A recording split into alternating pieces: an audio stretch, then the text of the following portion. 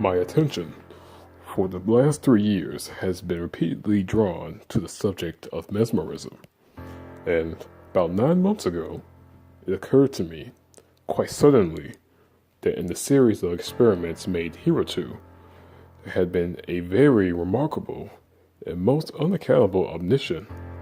No person has yet been mesmerized in articulo mortis. It remained to be seen, in such condition, there existed in the patient any susceptibility to the magnetic influence. There were other points to be ascertained, but these most excited my curiosity.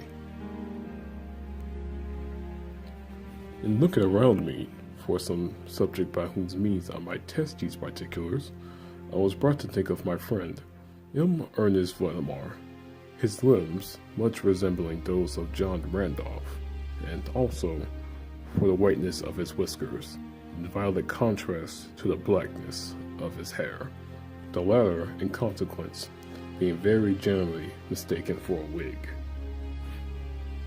His temperament was markedly nervous, and rendered him a good subject for mesmeric experiment. On 2 or 3 occasions I had him put to sleep with little difficulty, but was disappointed in other results which his peculiar constitution had naturally led me to anticipate. I always attributed my failure at these points to the disordered state of his health. For some months previously to my becoming acquainted with him, his physicians had declared him a confirmed diasis. It was his custom, indeed, to speak calmly for his approaching disillusion, as a matter of neither to be avoided nor regretted. When the ideas to which I have alluded first occurred to me, it was of course very natural that I should think of M.Valdemar. I knew the steady philosophy of the man too well to apprehend any scruples from him, and he had no relatives in America who would be likely to interfere. I spoke to him frankly upon the subject, and to my surprise, his interest seemed vividly excited. I say to my surprise, for although he had always yielded his person freely to my experiments, he had never before given me any tokens of sympathy with what I did.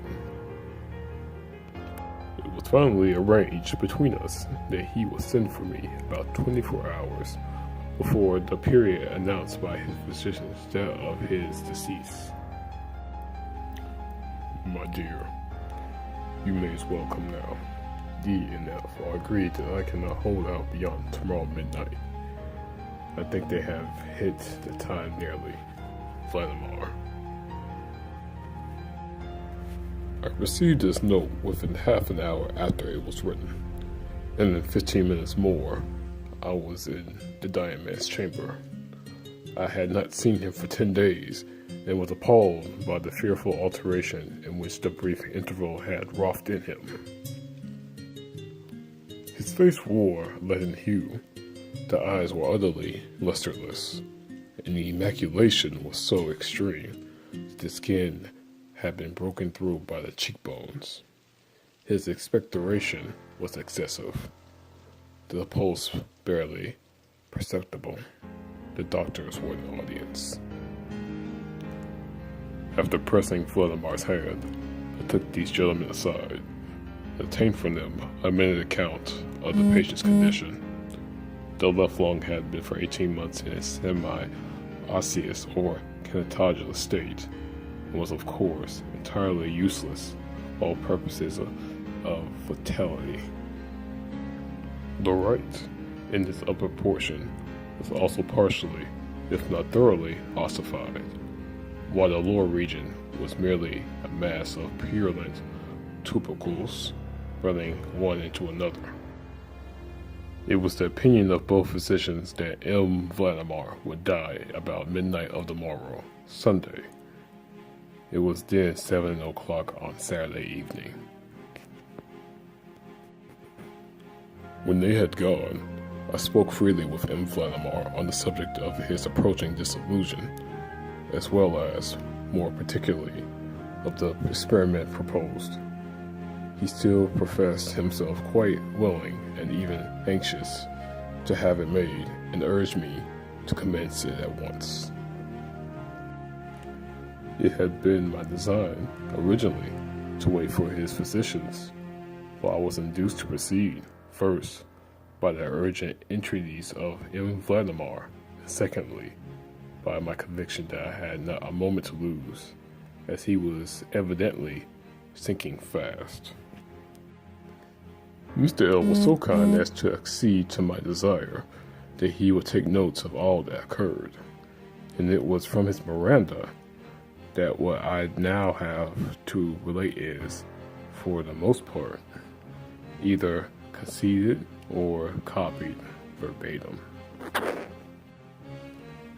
It waited about 5 minutes of 8 when, taking the patient's hand, I begged him to state, as distinctly as he could, to Mr. L, whether he, M.Valdemar, was entirely willing that I should make the experiment of mesmerizing him in his then condition.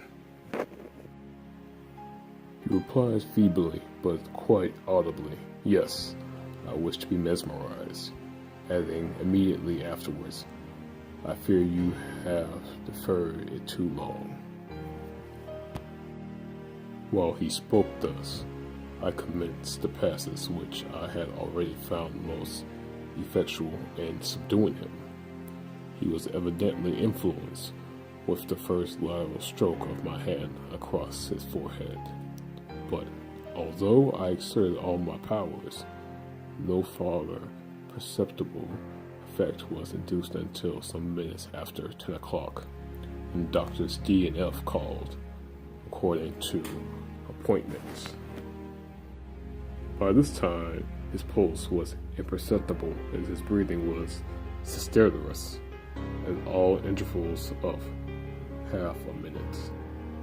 At 5 minutes before 11, I perceived unequivocal signs of the mesmeric influence. As I approached M.Valdemar, I made a kind of half effort to influence his right arm into pursuit of my own, and as I passed the latter gently to and fro above his person. "M.Valdemar," I asked, "are you asleep?"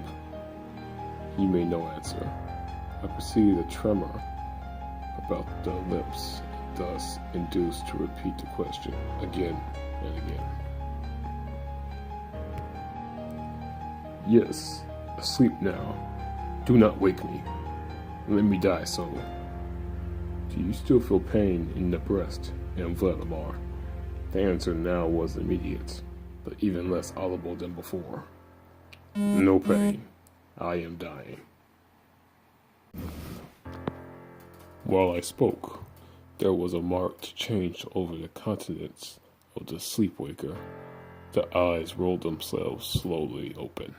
The pupils disappeared upwardly.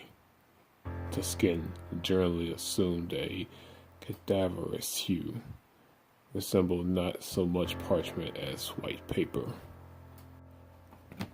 The upper lip, at the same time, rifled itself away from the teeth, which it had previously covered completely, while the lower jaw fell with an audible jerk, leaving the mouth widely extended, and disclosing in full view of the swollen and blackened tongue. I now feel that I have reached a point of this narrative at which every reader will be startled into positive disbelief. It is my business, however, simply to proceed. I have spoken both of sound and of voice.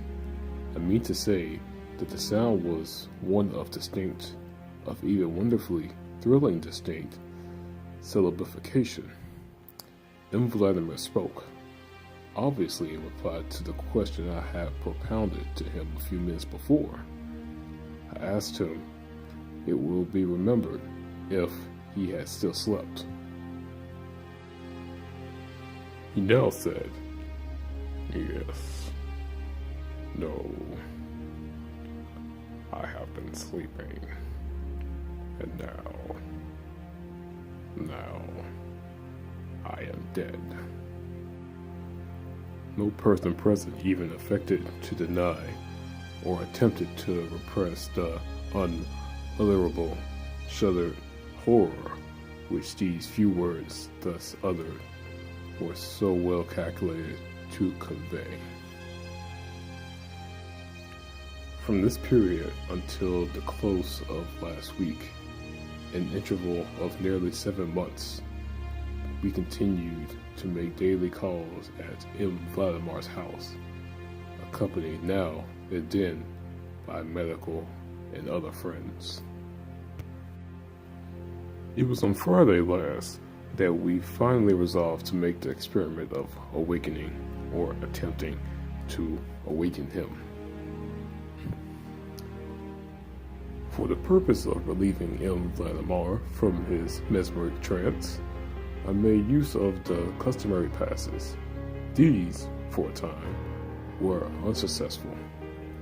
The first indication of revival was afforded by a partial descent of the iris. M.Valdemar, can you explain to us what are your feelings or wishes now? There was an instant return of the hectic circles on the cheeks. The tongue quivered, or rather, rolled violently in the mouth. For God's sakes, quick, put me to sleep. Or quick, awaken me. Quick, I say to you that I am dead. I was thoroughly unnerved, and for an instant remained undecided what to do. At first, I made an endeavor to compose the patient, but failing in this through total abeyance of the will, I retraced my steps and I earnestly struggled to awaken him. For what really occurred, however, it is quite impossible that any human being could have been prepared.